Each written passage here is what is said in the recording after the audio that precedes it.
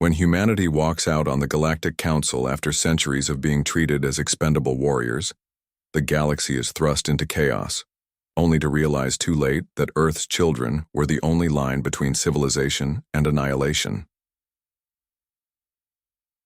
The great chamber of the Galactic Council fell silent as Ambassador Elena Vasquez stood from her seat, the weight of 3 centuries of diplomatic history settling on her shoulders like a shroud.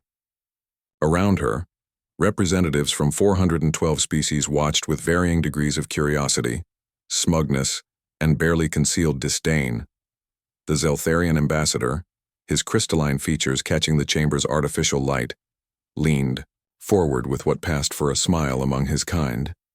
Surely the human delegation doesn't intend to leave over such a minor disagreement about mining rights in the Kepler sector.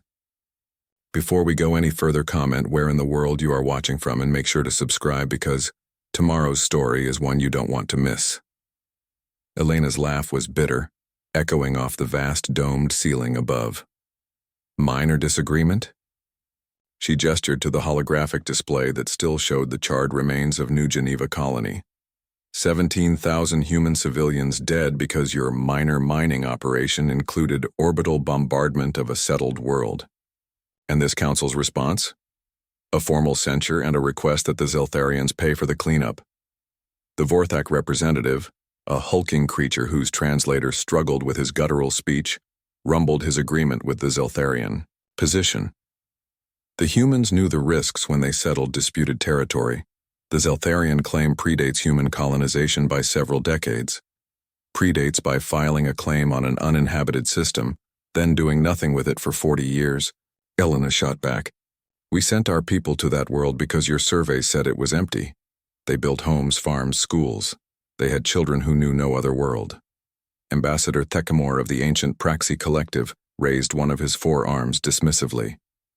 This is precisely why younger species should not be granted full council membership so quickly. You lack the patience for proper galactic politics. Every dispute cannot be resolved with your typical human enthusiasm.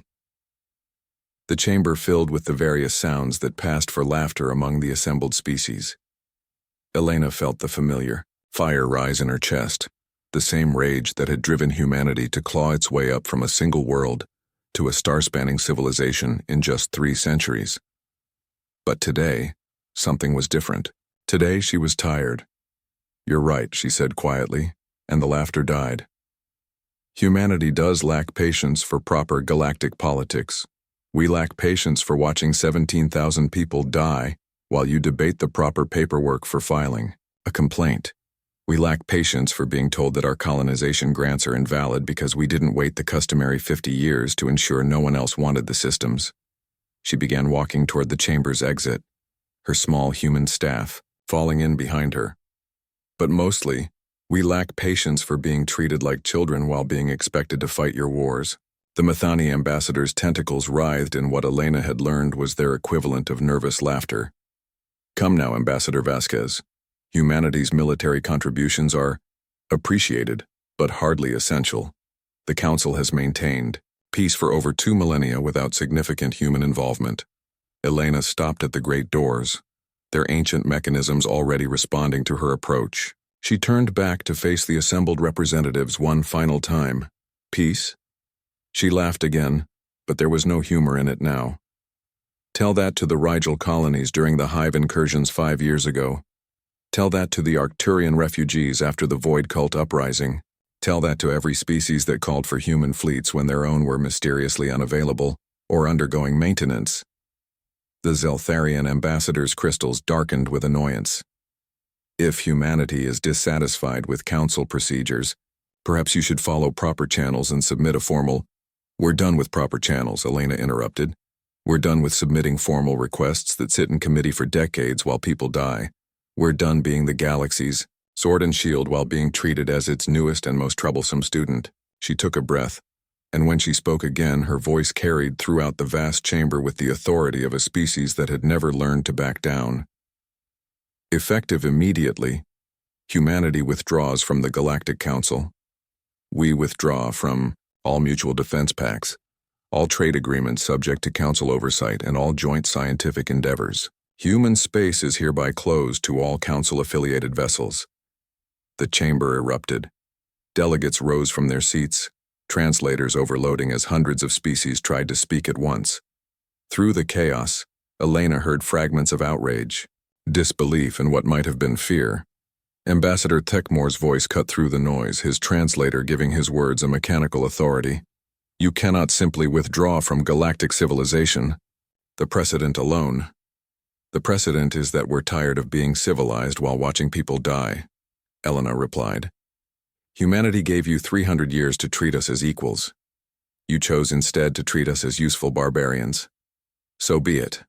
The ancient Corvan ambassador, eldest among the council members, spoke for the first time in decades. His translated words carried the weight of millennia. Child species, you do not understand what you risk. Without the Council's protection, without our guidance, you will face the darkness between stars alone. Elena smiled, and for the first time since entering the chamber, it was genuine. Ambassador Morith, with respect for your age and wisdom, humanity has been facing the darkness alone since we first looked up at the stars. The only difference now is that we won't pretend otherwise. The great doors opened behind her, revealing the corridor beyond. As she stepped through, Elena heard the Vorthak representative's confused rumble. But who will fight the wars? She didn't turn around, but her voice carried back into the chamber with crystal clarity. Fight your own wars. Build your own ships. Save your own people. Humanity is done. The doors sealed shut behind the human delegation with the finality of a coffin lid closing. 3 months after Ambassador Vasquez walked out of the Galactic Council chambers, the reality of humanity's departure began to set in across the galaxy. The first sign wasn't political or economic. It was the silence. Captain Zektar of the Altair Defense Force floated in his command bubble aboard the cruiser Infinite Justice, staring at the tactical display that showed nothing but empty space, where the human expeditionary fleet should have been. For 15 years, whenever the Altair system faced threats from the anarchic border regions, they could count on human vessels arriving within days of a distress call. Still no response to our emergency beacon, he asked his communications officer. None, Captain. The automated reply states that all human military vessels have been recalled to human-controlled space and are no longer available for Council-sanctioned operations. Through his gills, Zektar tasted the metallic tang of his own fear. 3 Raider fleets were moving toward Altair Prime, and his small defense force was designed for customs interdiction, not full military engagement. The nearest Council fleet was 6 weeks away, assuming they bothered to respond at all. Sir, his tactical officer's voice carried the tremor of approaching panic. The Raiders are launching fighters. Estimated time to Altair Prime, 47 minutes. Zektar closed his secondary eyes and tried to remember the last time his people had fought a battle without human support. The answer was troubling. Over 2 centuries ago, before they'd joined the Council. Meanwhile, in the gleaming halls of the Centauran Trade Consortium, Administrator Velneth was discovering that human departure meant more than missing muscle. The holographic displays around her showed shipping routes throughout the galaxy, and nearly 30% of them were now marked in red, unavailable. Explain to me again why we can't simply reroute through the Vega corridor, she demanded, of her logistics coordinator. The smaller Centauran scales rippled with embarrassment. The Vega corridor runs through the Serpentis Nebula, Administrator.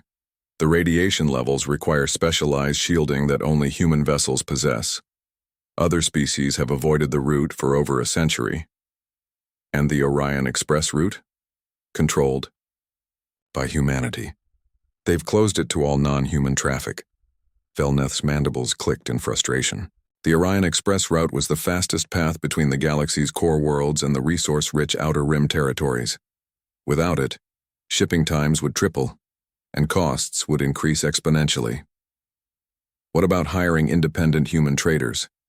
None are accepting contracts for Council-affiliated cargo, Administrator. They're honoring humanity's withdrawal completely. For the first time in her century-long career, Velneth felt the cold touch of genuine concern. The Centauran economy was built on trade, and trade required the vast network of routes that humanity had mapped, maintained, and protected. Without those routes, she pushed the thought away. Surely this was temporary. Surely humanity would come to its senses. In the academic halls of the prestigious Andromedan Institute, Professor Kethlin was facing a different kind of crisis. The Xenobiology Department's crown jewel, a joint research project mapping genetic compatibility across species, had just lost half its data. "All human research has been recalled?" she asked her research assistant. "Yes, Professor. The Human Academic Consortium transmitted recall orders to all their researchers yesterday. They're withdrawing from all joint projects and taking their data with them." Kethlin's tentacles curled with distress. Human scientists had a peculiar approach to research, chaotic, intuitive, and frustratingly effective. While other species spent decades carefully planning experiments, humans would try 17 different approaches simultaneously and somehow stumble onto breakthrough discoveries. What about Dr. Chen's work on regenerative medicine? We were months away from a breakthrough that could help millions. Gone, Professor. The humans are claiming proprietary species knowledge on all medical research involving human subjects. The implications hit her like a physical blow. Human medical research didn't just involve humans. Their peculiar physiology and rapid healing had made them ideal test subjects for treatments that worked across multiple species. Without that research, how many of our current projects included human subjects or human-derived data? Her assistant consulted his tablet, his expression growing more troubled with each swipe. 73%, Professor. And that's just in our department. But perhaps nowhere was humanity's absence felt more keenly than in the Council's military command center, where Fleet Admiral Thalnor of the prestigious Vanguard Fleet stood before a strategic display that looked suddenly, terrifyingly sparse. Each blue dot represented a Council fleet. Each red dot represented a known threat. For 3 centuries, the map had been dominated by blue, with red dots quickly surrounded and neutralized. Now, with the human fleets gone, the blue dots looked pathetically few. How many systems are we actually capable of defending simultaneously? He asked his staff. Strategic Coordinator Vextar consulted his calculations with increasing alarm. With current force deployment, we can effectively defend perhaps 60% of Council space against determined assault, Admiral. That assumes all fleets are at full strength and positioned optimally. 60%, Thalnor repeated slowly. And what happens if the Hive fleets return? Or if the Void cults coordinate their attacks? The silence that followed was answer. Enough, sir. Communications Officer Delmar interrupted hesitantly. We're receiving reports from across the galaxy. The Altair Defense Force is requesting immediate assistance against raiders. The Rigel colonies are reporting Void cult reconnaissance probes. The Centauran Trade Consortium is requesting military escorts for civilian shipping. Thalnor felt his third heart begin to race, a biological response to extreme stress that he hadn't experienced since his first battle decades ago. How did we become so dependent on one species? He whispered. Strategic Coordinator Vexitar's answer was quiet, but devastating. Because they were the only ones willing to fight. 6 months after humanity's withdrawal, the galaxy's first major crisis arrived with the inevitability of a stellar collapse. It began as a single distress signal from the mining world of Kepler 442b, a planet on the edge of Council space, where several species had established resource extraction operations. Unknown vessels detected in system. They're not responding. To hails. Please advise. The transmission cut to static. In the Council's emergency session chamber, representatives who had once laughed at humanity's departure now sat in grim silence as Admiral Thalnor presented the tactical situation. The attacking force consists of approximately 30 vessels of unknown configuration, he reported, his voice steady despite the magnitude of the crisis. They appeared without warning and have systematically destroyed all defensive installations. In the Kepler system, Ambassador Thekmore of the Praxi Collective leaned forward with 2 of his forearms crossed. Unknown configuration? Surely our databases contain information on every significant military force in the galaxy. That's what troubles me, Ambassador.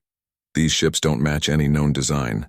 They appear to use some form of energy weaponry we've never encountered, and their defensive capabilities are unprecedented.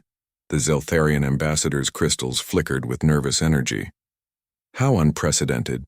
Admiral Thalnor activated the holographic display, showing the recorded destruction of the Kepler defense platform, a massive installation that should have been capable of holding off a small fleet. The platform's shields registered full power when it was destroyed. The unknown vessels cut through them like they weren't there. A murmur of unease rippled through the chamber. The Kepler defense platform had been built using the galaxy's most advanced technology, incorporating defensive systems from a dozen different species. "How long until we can mount a response?" asked the Methani ambassador, her tentacles writhing with anxiety. "That depends on which fleets are available," Admiral Thalnor replied. "The nearest Council fleet is the 7th Expeditionary Force, currently stationed at Proxima Station. They could reach Kepler in 4 days. And their strength?" The Admiral's pause spoke volumes. 12 vessels, including support craft. The chamber fell silent. Everyone present understood the mathematics of modern warfare. 12 vessels against 30 unknown ships with superior technology was not a military engagement. It was a massacre waiting to happen. Ambassador Morith of the ancient Corvan hegemony spoke with the weight of millennia behind his words. "In the old days, before humanity joined the Council, we would have assembled a grand fleet, 200 vessels, the combined might of a dozen species." "The old days are gone," Admiral Thalnor replied bluntly.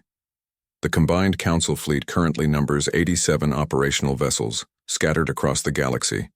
To assemble even half of them would take weeks. And in weeks, this unknown force could have conquered how many systems?" The question hung in the air like a toxic cloud. Everyone knew the answer, but no one wanted to speak it aloud. Finally, the newest member of the Council, Ambassador Yuri, of the recently admitted Deltan Republic, asked the question that everyone was thinking. What would humanity have done? The chamber's silence deepened. Ambassador Yuri had only joined the Council after humanity's departure, but even she had heard the stories. The tales of human fleets appearing within hours of a distress call, of desperate battles fought against impossible odds, of entire species saved by the arrival of ships bearing the simple blue and white flag of Earth. Humanity would have dispatched a response fleet immediately, Admiral Thalnor admitted quietly. Their rapid response protocol meant that any distress signal was answered within 72 hours, regardless of the political situation. And they would have won? Yuri pressed. The Admiral's expression was grim. Human tactical doctrine was unique. Where we plan carefully and deploy overwhelming force, they were willing to engage superior enemies with limited resources. Their casualty rates were astronomical by our standards, but their effectiveness... He activated another display showing historical battle records. In the 3 centuries of humanity's membership in the Council, they responded to over 400 crisis situations. Their success rate was 97%. The Vorthak representative's translator struggled with his next words. And their casualties? Over 2 million military personnel killed in action. They lost more people in 3 centuries than the rest of the Council combined has lost in the past 2 millennia.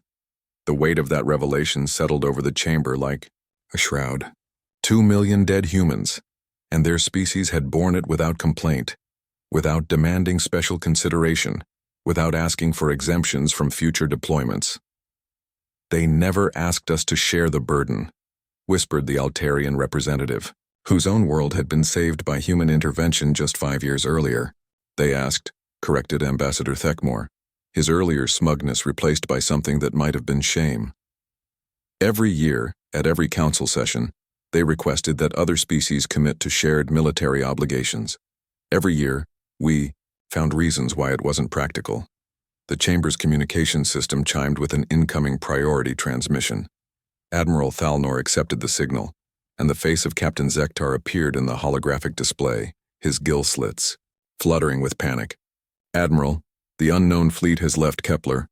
Our long-range sensors show them heading for the Vega system. Estimated arrival, 18 hours. Vega, The system contained 4 inhabited worlds and over 6 billion people. It was also a major industrial center, producing much of the galaxy's advanced electronics. Captain, what is the status of Vegan defenses? Minimal, sir. 2 patrol corvettes and a handful of system defense platforms. The Vegans have always relied on Council protection and their distance from any major threats. Admiral Thalnor closed his eyes. Evacuate what you can. We'll try to get ships there, but... Sir, there's something else. We've been monitoring human communications channels, just hoping. There's been activity. Every representative in the chamber leaned forward. What kind of activity? Ship movements, lots of them. The entire human home fleet has left Sol system, along with most of their border patrol squadrons. They're heading toward, well, we can't tell exactly where, but the trajectory suggests they're moving toward Galactic Center. Toward us? Asked the Mathani ambassador. Unknown, ma'am. But Admiral, the energy signatures we're detecting. I've never seen human ships move like this. Whatever they've done to their vessels, they're fast. Faster than anything we've seen before. Admiral Thalnor felt a strange mixture of hope and fear. How fast? At current acceleration, they could reach Vega before the unknown fleet does. The chamber erupted in excited whispers, but Captain Zektar's next words cut through the noise like a blade. Admiral, there's one more thing. We intercepted a transmission from the lead human vessel. It was on an open channel, clearly meant to be heard. What did it say? Captain Zektar's expression was troubled. It said, "The children are in danger. Mama Bear is coming home." The human fleet that emerged from hyperspace above Vega was unlike anything the galaxy had seen before. Where once human vessels had been utilitarian, practical things built for long campaigns and desperate battles, these ships gleamed with an otherworldly beauty that spoke of technologies beyond current galactic understanding. Admiral Sarah Chen stood on the bridge of the UHSV Retribution, the flagship of what had once been the human home fleet. But the ship around her bore little resemblance to the vessel that had left Sol system 6 months ago. The walls hummed with energy that seemed to pulse in harmony with her heartbeat, and the tactical displays showed information with a clarity and depth that made traditional sensors seem primitive. "Admiral," her tactical officer reported, "we have 37 contacts ahead of us. They're moving into attack formation around Vega Prime. Time to intercept? 17 minutes at current speed." Admiral Chen nodded and activated the fleet-wide communication system. "All vessels, this is Retribution Actual. You know why we're here. The people of Vega never asked to be caught in the galaxy's political games, and they don't deserve to die for them. Whatever these things are, wherever they came from, they picked the wrong species to threaten." She paused, looking out at the stars that humanity had walked away from 6 months ago. The decision had been painful but necessary. The galaxy needed to learn what it meant to stand alone. "I know some of you are angry," she continued. "Angry at the Council for treating us like children, angry at ourselves for walking away when people needed help. But we didn't walk away forever. We walked away long enough to become something the galaxy has never seen before." Through the bridge's view screen, she could see the other ships of her fleet. Vessels that incorporated technology humanity had developed in the desperate months after their departure. Technology that had cost them everything they thought they knew about physics, about warfare, about the very nature of reality itself. Today, the galaxy learns what humanity becomes when we stop holding back. The unknown fleet had arranged itself in a perfect sphere around Vega Prime, their alien vessels casting strange shadows on the planet's surface. They were larger than human ships, and their hull configurations suggested weapon systems that operated on principles entirely foreign to galactic science. Admiral Chen watched the tactical display as her own vessels spread into their attack formation. It looked impossible. 37 unknown ships with superior technology against 23 human vessels, no matter how advanced. But the display didn't show what the humans had learned in their months of isolation. It didn't show the price they'd paid for knowledge that the galaxy's greatest scientists had declared impossible. "Admiral," her communications officer reported, "we're receiving a transmission from the unknown fleet. It's strange."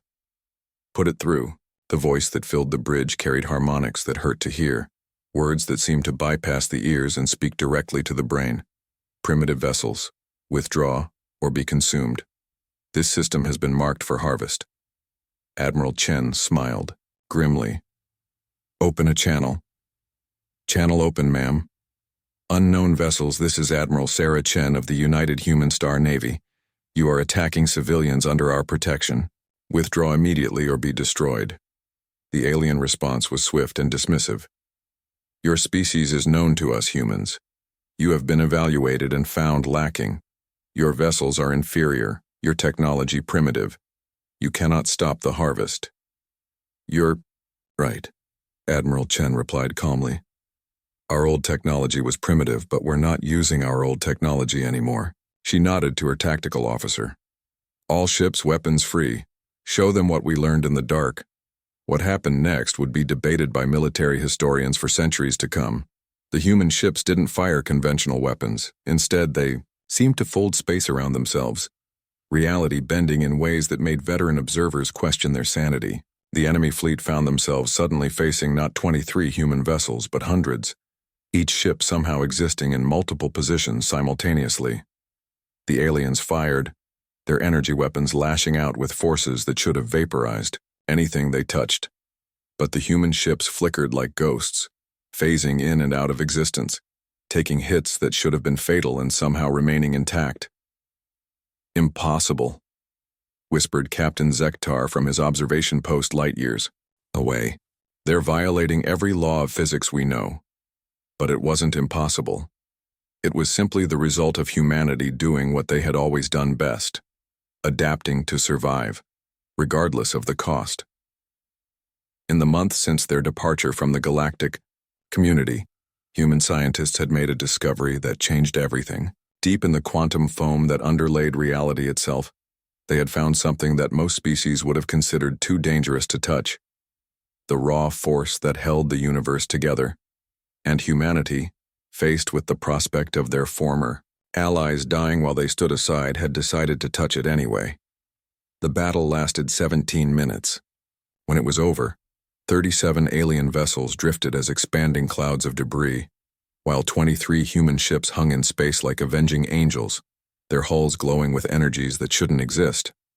Admiral Chen activated the general broadcast system, sending her words not just to Vega, but to every inhabited system within 50 light-years.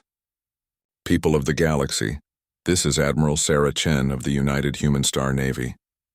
6 months ago, humanity withdrew from galactic civilization because we were tired of being treated like children while being expected to fight your battles. Today, we returned because some things are more important than politics. She paused, choosing her words carefully.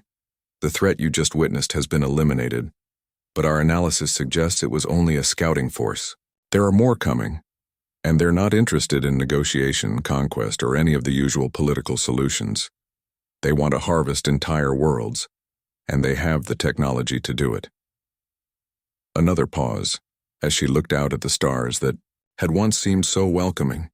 Humanity has paid a terrible price to develop the weapons necessary to fight this threat. We have sacrificed things that can never be recovered, crossed lines that should never be crossed. We did it because someone had to, and we were the only ones willing to pay the price. Her voice hardened with resolve. The galaxy has a choice to make. You can continue to treat humanity as the outsiders you've always seen us as, in which case we will defend human space and leave you to face this threat alone. Or you can finally, after 300 years, treat us as true equals and partners, in a fight that will determine whether any of us survive. She ended the transmission and turned to her communications officer. Signal the fleet, we're heading home, and send a message to Earth. Tell them to prepare for war. The real war is just beginning. As the human fleet prepared to depart, leaving the people of Vega alive but forever changed by what they had witnessed, one question echoed through the galaxy's communication networks. What had humanity become in the darkness between the stars? And perhaps more importantly, what price had they paid to become it? Before we go any further, comment where in the world you are watching from and make sure to subscribe because tomorrow's story is one you don't want to miss. Dr. Elena Vasquez, formerly Ambassador Elena Vasquez, stood in the observation deck of Luna Station, watching Earth turn slowly beneath her feet. The planet looked the same as it always had, blue and white and beautiful, but Elena knew that appearances could be deceiving.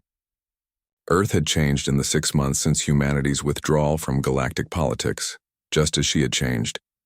The neural interface at the base of her skull still ached, a constant reminder of the price humanity had paid for their new capabilities.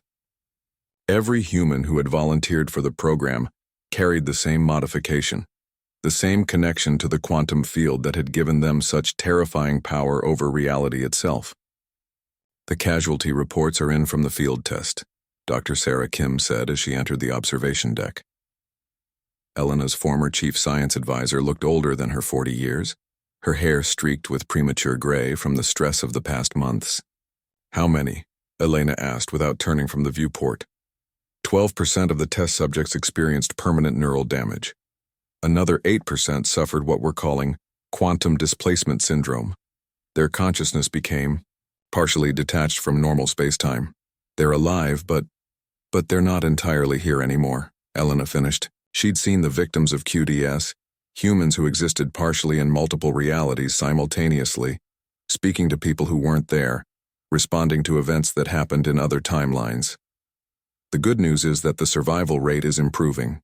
The third-generation interface has reduced complications by 60%.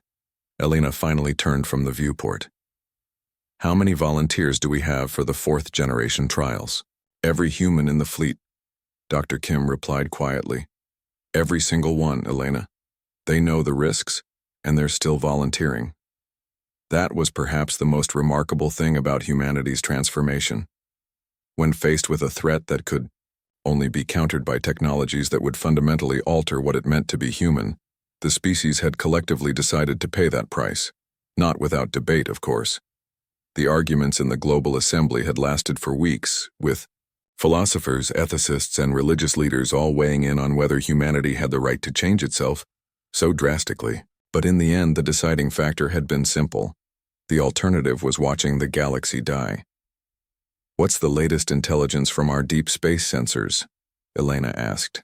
Dr. Kim activated her portable display, sharing the data that had kept Elena awake for the past 3 weeks. "The harvester fleets are massing in the void between galaxies. Our best estimates suggest they have over 10,000 vessels, each one the size of a small moon." 10,000, Elena repeated softly. "And the Council fleets? Maybe 200 operational vessels if they could gather everything they have, which they can't. They're still dealing with the political fallout from humanity's departure." Elena laughed bitterly. "Still playing politics while the galaxy burns." "There is some good news," Dr. Kim continued. "We're receiving discrete communications from several species. The Deltans, the Altarians, even some of the Centauran trade houses. They want to know if humanity would be willing to share our new technology. In exchange for what? Full recognition as equal partners in galactic civilization, shared command structure for any joint military operations, and formal apologies for 3 centuries of condescension." Elena considered this. It was more than humanity had ever been offered before. But was it enough? More importantly, could they afford to share technology that had cost them so much? "The neural interface isn't something you can just install and use," she said finally. "It requires fundamental changes to human brain structure, changes that take months to adapt to, assuming you survive the process. And it only works on human neural patterns." "We could develop analogous systems for other species," Dr. Kim suggested. "At what cost? How many Zeltharians would we have to sacrifice to develop a crystalline interface? How many Vorthak would die before we figured out how to connect their distributed nervous systems to quantum fields?" The question hung in the air between them. Humanity had paid for their power with their own blood and sanity. Were they prepared to ask other species to pay the same price? "There's something else," Dr. Kim said hesitantly. "Something the medical teams discovered during the latest psychological evaluations." Elena felt her stomach clench. "What?" "The interface doesn't just connect us to quantum fields. It's changing us. Our test subjects are showing increased aggression, decreased empathy, and what can only be described as a growing sense of superiority over unmodified humans. How growing? Dr. Kim's expression was grim. Admiral Chen's last psychological evaluation showed markers that would have disqualified her from command under pre-modification standards. But her tactical effectiveness has increased by over 300%. Elena closed her eyes, feeling the weight of what they had done settling on her shoulders like lead. They had set out to save the galaxy. But what if they were creating something worse than the threat they sought to fight? The volunteers for the next round of modifications, she said slowly. Do they know about the psychological effects? They know. They don't care. Elena, I've talked to these people. They all say the same thing. Better to become monsters than to watch their families die. And if we become such monsters that our families no longer recognize us? Dr. Kim had no answer for that. A soft chime indicated an incoming priority transmission. Elena accepted the signal, and the holographic display showed the face of Admiral Chen, calling from somewhere in deep space. Elena, we have a problem, the Admiral said without preamble. Our deep space patrols have detected harvester scout fleets moving toward inhabited systems, not just 1 or 2 ships, entire fleets, hundreds of vessels each. How long do we have? 3 weeks, maybe 4 before they reach the outer colonies. And Elena, there's something else. We've been monitoring Council communications. They're planning to make contact with the harvesters. Elena felt her blood turn to ice. Contact. For what purpose? They think they can negotiate, trade some systems in exchange for being left alone. The Vorthak representative actually suggested offering them human space as a compromise solution. The casual betrayal shouldn't have surprised Elena, but somehow, it still did. After everything humanity had done, after all the lives they had sacrificed to protect galactic civilization, the Council was prepared to throw them to the wolves to save themselves. Admiral, what's the status of our fleets? We have 47 vessels with full quantum capability, another 63 with partial modifications. Against thousands of harvester ships, it won't be enough. Elena made a decision that would haunt her for the rest of her life. Admiral, implement Protocol 7. The silence on the channel stretched for long moments. Finally, Admiral Chen spoke, her voice carefully controlled. Elena, Protocol 7 is theoretical. We don't know if it will work, and the risks are that we all die anyway if we don't try. How many volunteers do we have? Every ship in the fleet, every single crew member has volunteered for Protocol 7. Protocol 7, the complete integration of human consciousness with quantum field manipulation. Not just an interface, but a fundamental merging of human minds with the forces that held reality together. The few test subjects had become something that could barely be called human anymore. Beings of pure will and energy that could reshape matter with a thought. They had also gone completely insane within hours of the transformation. Give me 12 hours to prepare a message for Earth, Elena said. Then begin the modifications. Elena, Admiral, we both know what's coming. The harvesters aren't going to negotiate. The Council isn't going to fight. If humanity doesn't evolve or die trying, then everyone dies anyway. She ended the transmission and turned back to the viewport, watching Earth turn below her. Somewhere down there, children were playing in parks, couples were falling in love, families were sitting down to dinner, normal human lives lived by normal human beings who had no idea that their species was about to cross a line from which there could be no return. Dr. Kim placed a hand on her shoulder. Elena, there might be another way. If we could convince some of the other species to undergo modification. There's no time, Elena replied. And besides, would you trust our new technology to the same people who were willing to trade us to save themselves? She activated her personal communicator, preparing to send what might be humanity's last message as a recognizably human species. People of Earth, people of humanity throughout the galaxy. In 72 hours, our species will face a choice that will define us for all time. We can remain human and die, or we can become something else and live. I cannot make that choice for you, but I can tell you that those who volunteer for our final evolution We'll carry the hopes and dreams of everyone we've ever loved into whatever comes next." She paused, looking at her reflection in the viewport. Still human, still recognizable, but carrying technology in her skull that her ancestors would have considered magic. "We came from the darkness between stars, and it seems we must return to it. But we will not go quietly, and we will not go alone. The galaxy abandoned us, but we will not abandon the galaxy. Whatever we become, we will remember what we were, and we will remember why we chose to change." Admiral Sarah Chen floated in the quantum integration chamber aboard the UHSV Retribution, her body suspended in a field of energy that hummed with frequencies that existed beyond normal space-time. Around her, 46 other vessels held similar chambers, each one containing a volunteer who had accepted Protocol 7, the complete merger of human consciousness with quantum field manipulation. "Final systems check complete," reported Dr. Marcus Webb, the lead technician for the project. His voice carried through the ship's communication system with an odd harmonic distortion. He had been one of the first to undergo partial integration, and the process had left permanent changes in his vocal cords. "All volunteers report ready for transformation," came the voice of Captain Torres from the UHS Vindication. Like Chen, she floated in her own integration chamber, her body already showing the preliminary signs of quantum field exposure, a faint luminescence beneath the skin, as if starlight had been injected into her veins. Admiral Chen felt the familiar weight of command settle on her shoulders one last time.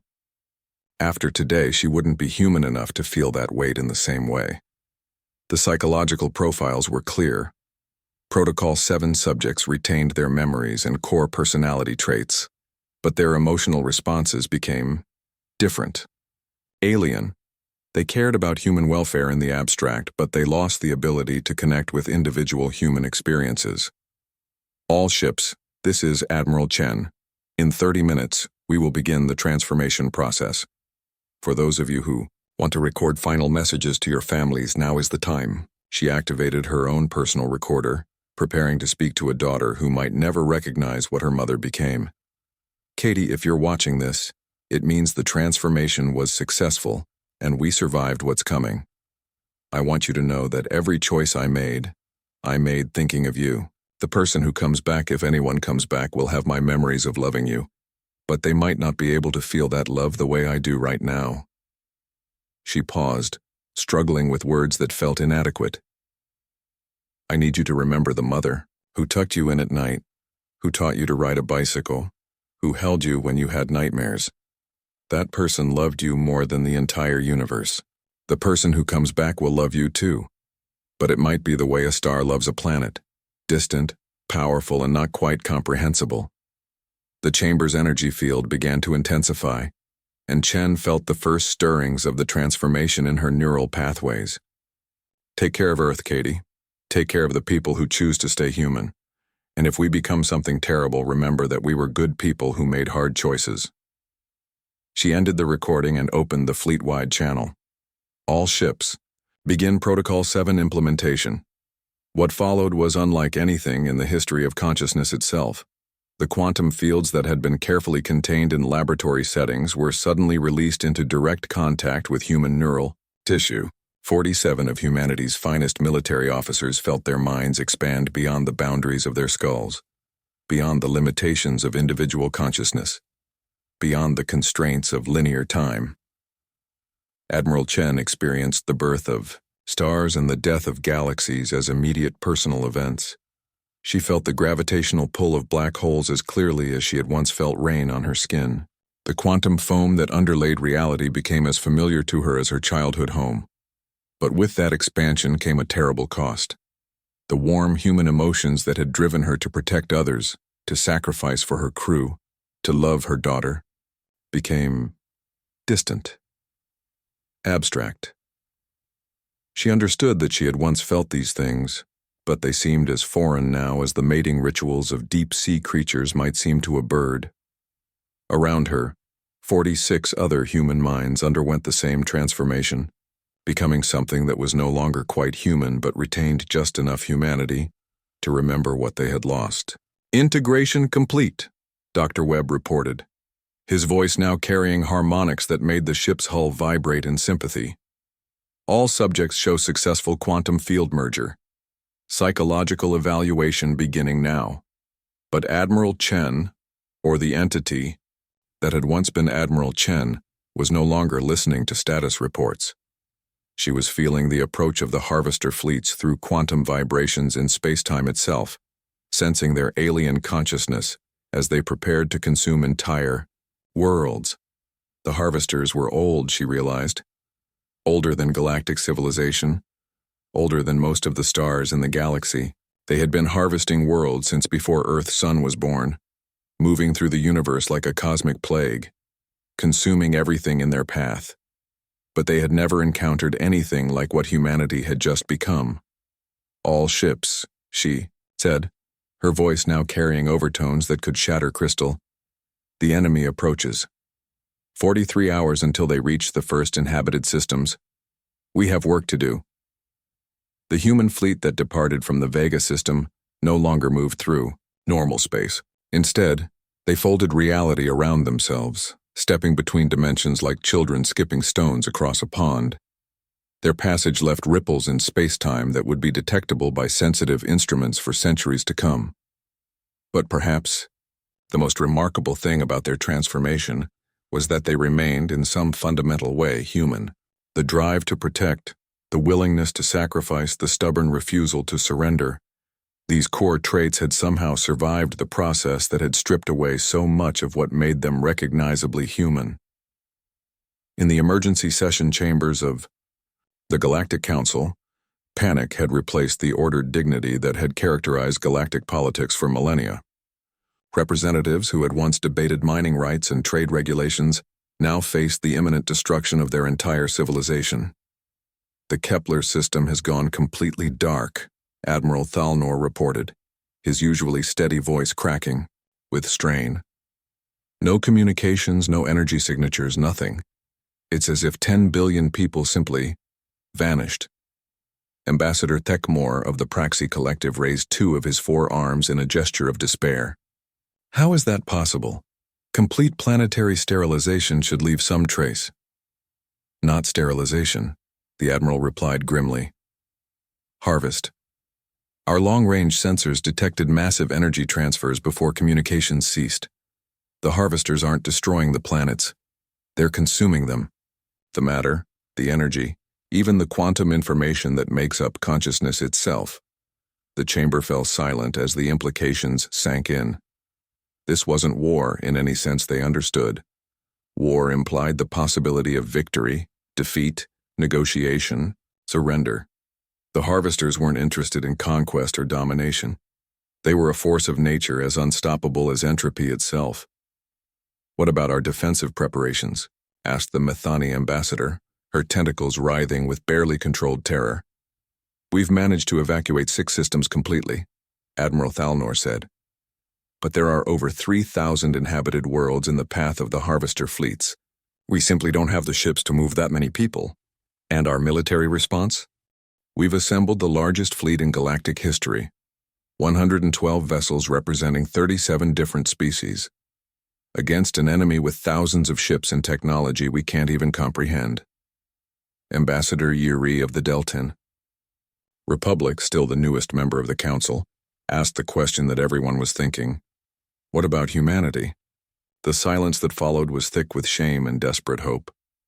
We've received no communications from human space since their fleet departed Vega, Admiral Thalnor admitted. Intelligence suggests they're preparing for something, but we don't know what. Have we tried to contact them? Yuri pressed. Ambassador Thekmore's crystalline features darkened. After the way we treated them? After we were prepared to offer their space to the harvesters as a bargaining chip? What could we possibly say? We could try the truth, Yuri replied simply. We could admit that we were wrong, that we need their help, that we're prepared to offer them what they've wanted for 3 centuries, true equality. And if they refuse? Asked the Vorthak representative. Then we die, Yuri said bluntly. But at least we die with a clear conscience. The debate that followed lasted 6 hours. as representatives argued over everything from the exact wording of a potential message to humanity to whether they had any right to ask for help after centuries of condescension. In the end, it was the arrival of devastating news that forced their decision. The Rigel colonies are under attack, Admiral Thalnor announced, interrupting the debate. Harvester fleets have engaged the system defenses. Estimated time until planetary consumption, 14 hours. Rigel was home to over 8 billion people across 4 worlds.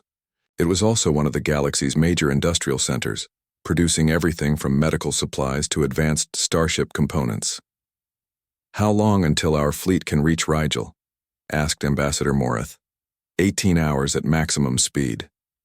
The mathematics were cruel and simple. By the time the Council fleet arrived, there would be nothing left to save. "Send the message to humanity," Ambassador Thekmore said quietly. "All in favor?" The vote was unanimous. 30 minutes later, a tight beam transmission raced toward human space, carrying the most important message in galactic history. "To the government and people of humanity, from the Galactic Council, we write to you in our darkest hour, facing an enemy that threatens all life in the galaxy. We acknowledge that our treatment of your species has been unconscionable. For 3 centuries, we asked you to fight our battles while denying you the respect and equality you deserved. We understand if you choose to protect only yourselves, but we beg you to remember that billions of innocent people will die if the harvesters are not stopped. We formally apologize for our past actions and officially recognize humanity as a full and equal partner in galactic civilization, with all the rights and privileges that entails. We are prepared to accept human leadership in any joint military operations and to abide by whatever terms you deem necessary. Please, we need your help." The message was signed by every member of the Galactic Council, a gesture that would have been unthinkable just months earlier. Now they could only wait and hope that humanity remembered the people they had once protected, even if those people had never properly appreciated the protection. The response from humanity came 18 hours later, broadcast on all emergency frequencies across the galaxy.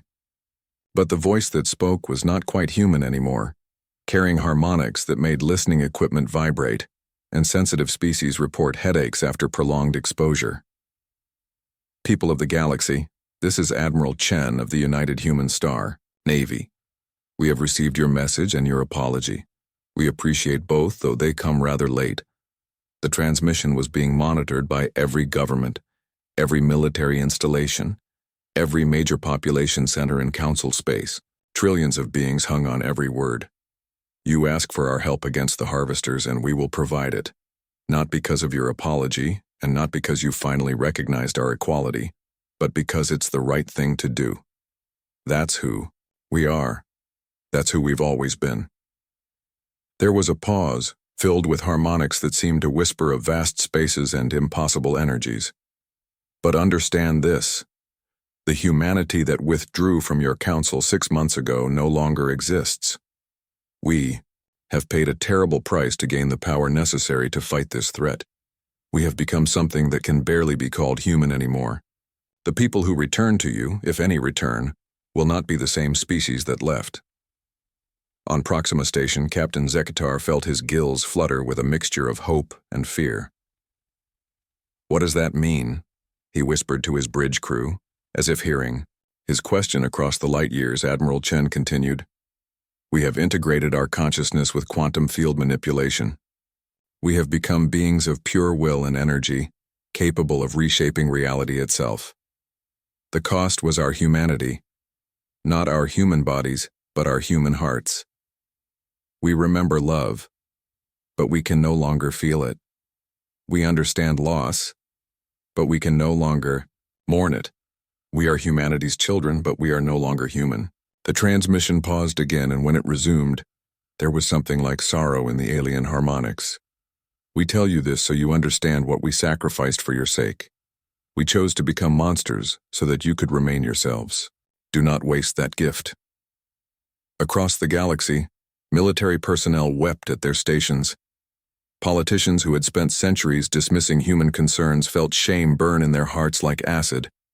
Even Ambassador Thekmore found moisture leaking from his crystalline eyes, a physiological response he hadn't experienced in decades. The harvester fleets will reach the galactic core in 62 hours, Admiral Chen continued. We will intercept them at the nexus point, where gravitational fields from a dozen star systems create a natural choke point in hyperspace. All Council vessels are to remain at least 100 light-years from the battle zone. What you would witness there might break your minds.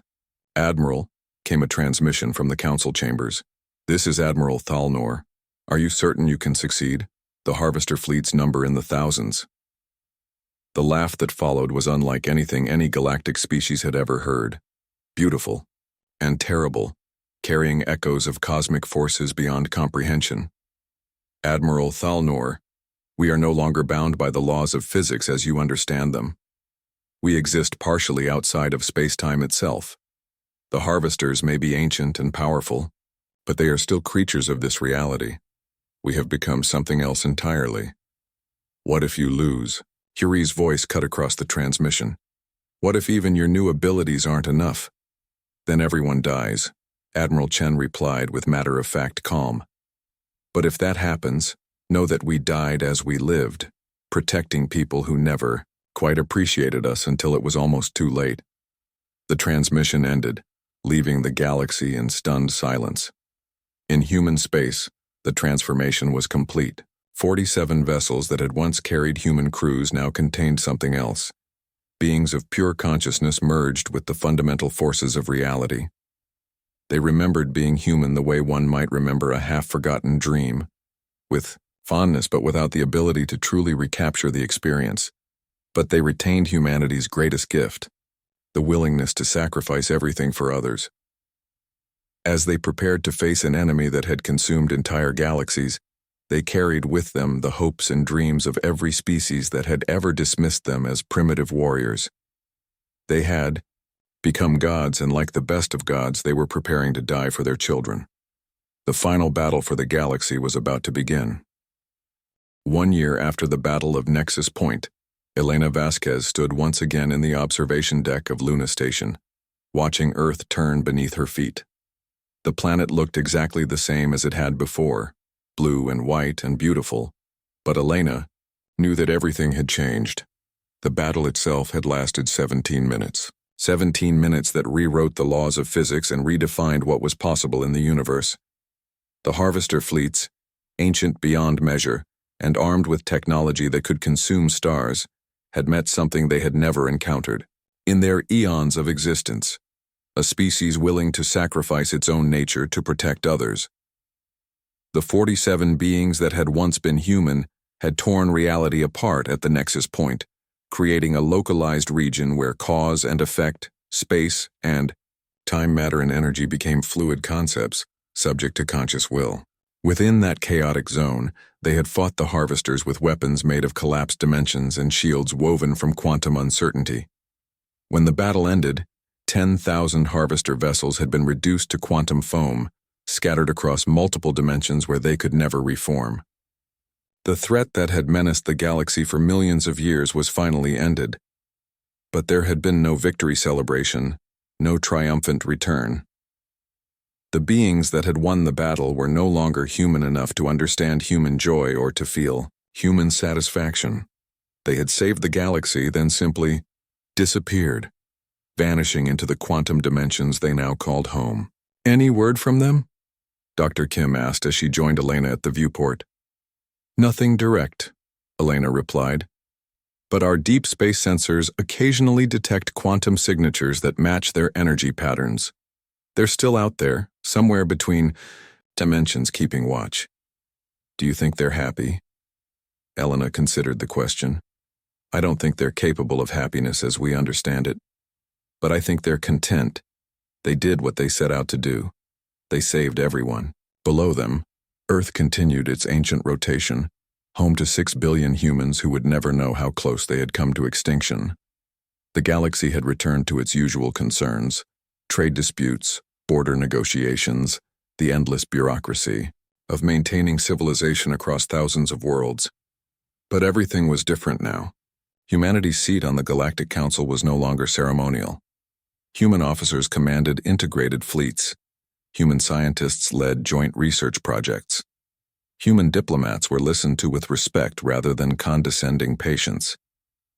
The galaxy had finally learned to value humanity, just as humanity had evolved beyond the need for that recognition. "Do you ever regret it?" Dr. Kim asked quietly. "The choice we made?" Elena touched the neural interface at the base of her skull, still functional but no longer connected to the quantum realm. She had chosen to remain human, as had most of humanity. Someone needed to remember what they had been. "Every day," she said honestly, "but I also know it was the only choice we could make. We saved the galaxy by becoming something the galaxy could never be, people willing to sacrifice everything, for others, even when those others didn't deserve it." A soft chime indicated an incoming transmission. Elena accepted the signal and was surprised to see the face of Admiral Thalnor appear in the holographic display. "Dr. Vasquez," the Admiral said formally. "I hope I'm not interrupting." "Not at all, Admiral. How can I help you?" "I wanted to inform you that the Council has approved the memorial proposal. The Battle of Nexus Point will be commemorated with monuments on every Council world, and the date will be declared a galaxy-wide day of remembrance." Elena nodded. "That's appropriate." "There's something else," Admiral Thalnor continued, his expression unusually emotional. "The memorial inscription has been finalized. I thought you should know what it says." He paused, then read from a prepared text. "Here we remember the 47 who chose to become more than human, so that humanity could remain itself. They walked into darkness so that we could live in light. They sacrificed their souls so that we could keep ours. We failed to appreciate them in life. We will not fail to honor them in memory." Elena felt tears prick her eyes, an entirely human response that she cherished now more than ever. "Thank you, Admiral. I think they would approve." "Dr. Vasquez, there's one more thing. The Council is forming a new joint task force to explore the quantum technologies your people developed. We're hoping humanity will take the lead." Elena smiled. "Admiral, we'd be honored. But understand that we'll be doing it our way, with volunteers who understand the risks, with full transparency about the costs, and with the absolute commitment that no one else will pay the price our people paid." "I wouldn't expect anything less," Admiral Thalnor replied. "After all, it's what makes you human." After the transmission ended, Elena and Dr. Kim stood in comfortable silence, watching the stars wheel overhead. Somewhere out there, beings that had once been human continued their eternal watch, protecting a galaxy that finally understood the value of protection. Humanity had lost 47 of its finest to save trillions of strangers. It was, Elena reflected, the most human thing they could have done, and in losing their humanity they had somehow become the most human of all.